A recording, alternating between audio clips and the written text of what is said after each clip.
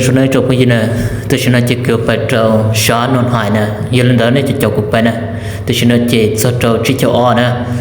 cho cái chỉ cho o nó dễ cho cái uốn da khăn cầu nữa chụp cái gì nè, này sao mà, trong câu thấp đó nữa là khó tổ chia,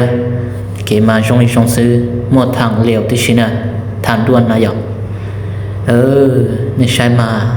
cái mà tiền tiền xin nữa, cha linh cha xin nữa chụp cái gì nè. Giờ lên thì chỉ tao bỏ chỉ cho o chỉ sai được nó nè chỉ cho o chỉ do luôn nó ta nữa cho bây giờ nè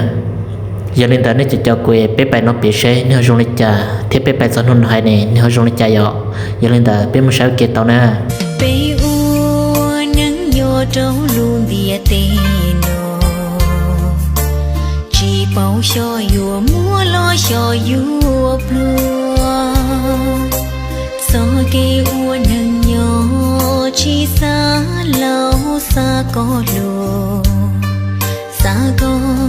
mua lúa chỉ xa có mua tua cho to cho nú tư tua mà li tua cô chỉ mùa nú kia của y rau nàng chỉ lúa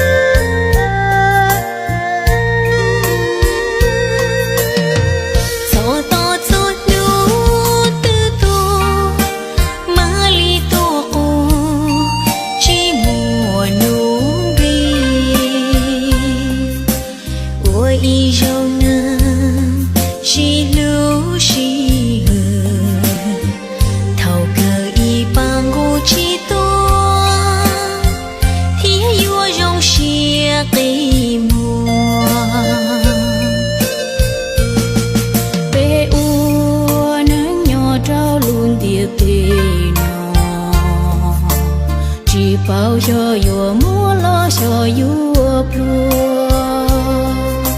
cho cái uốn hình nhỏ chỉ xa lâu xa có lúa